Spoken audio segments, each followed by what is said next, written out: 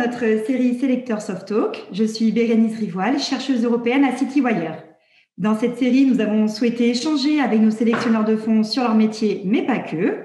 Nous aimerions également leur poser des questions plus personnelles afin de mieux les connaître.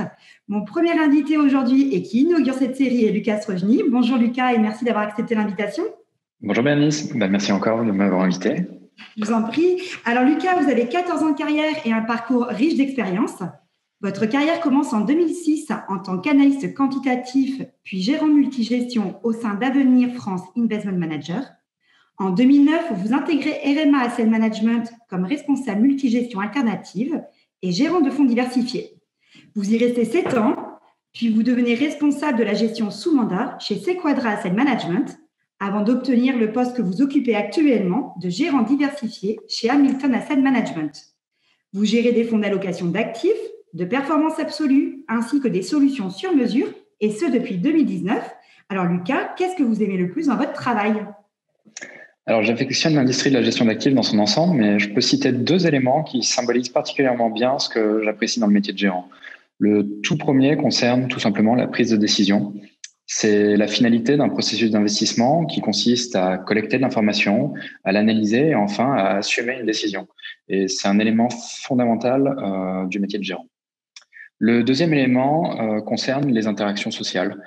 Malgré l'avènement de la digitalisation, l'importance du rapport humain ne s'est jamais démentie, que ce soit avec les clients, les partenaires ou les autres acteurs de l'industrie. Donc même si cet élément-là a été mis à mal par la crise sanitaire, je ne désespère pas de retrouver prochainement les nombreuses personnes que j'affectionne particulièrement dans la profession. Et alors, il y a toujours un pendant dans un métier avec des points positifs. Est-ce que vous pouvez me donner un point négatif ? Par exemple, quelle a été votre pire réunion de gestionnaire de fonds ?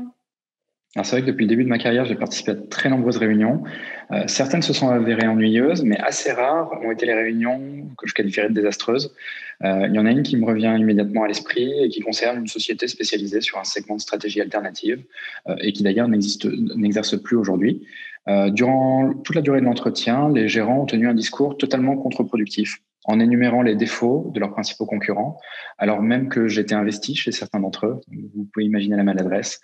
Je crois que l'arrogance est l'un des pires défauts que l'on peut rencontrer chez un gérant et cela m'a d'ailleurs conduit à écourter l'entretien, tout simplement.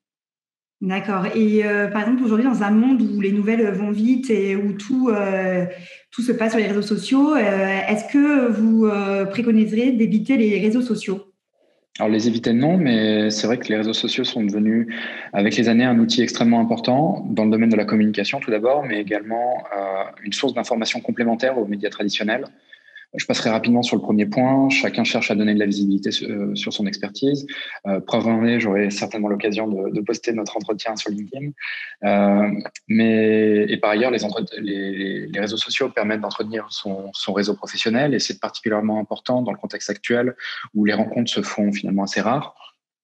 En revanche, ce que je souhaite souligner, c'est qu'un outil comme Twitter, par exemple, devient extrêmement utile pour évaluer l'importance d'un événement ou d'une déclaration. J'ai en tête un exemple récent, celui d'un tremblement de terre qui est survenu au large du Mexique. Dans un premier temps, le flash Bloomberg nous a alerté en fait d'un séisme de magnitude 7 au Mexique. En allant fouiller un petit peu sur Twitter, ça nous a permis de constater que la secousse n'avait pas eu d'impact sur la ville de Mexico et que le bilan humain et matériel semblait extrêmement limité, ce qui finalement induit une prise de décision diamétralement opposée. Et alors sur des choses un peu plus légères, par exemple, quelles sont vos vacances préférées ? Alors c'est simple, moi je vote sans hésiter pour des vacances à la montagne.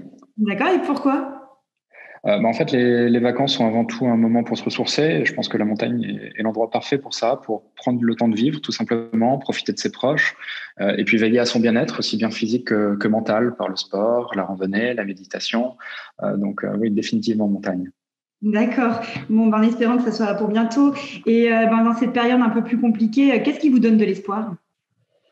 C'est vrai que même si on vit actuellement une période qui est difficile, je reste un éternel optimiste.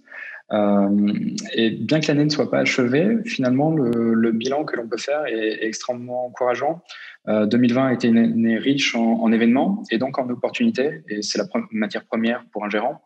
Par ailleurs, nos performances ainsi que l'attention accordée à nos partenaires a été essentielle pour renforcer nos liens et poursuivre la croissance de nos encours. Et finalement, l'expérience acquise au cours de cette année, je pense, sera extrêmement bénéfique à l'ensemble des investisseurs. Donc finalement, on a de quoi démarrer l'année 2021 sur de meilleures bases. Effectivement, en tout cas, en attendant cela, moi, je vous remercie, Lucas, d'avoir pris du temps de partager un peu vos expériences Ça a été un plaisir. Et puis, je vous dis à bientôt. À très bientôt. Merci, Bérénice.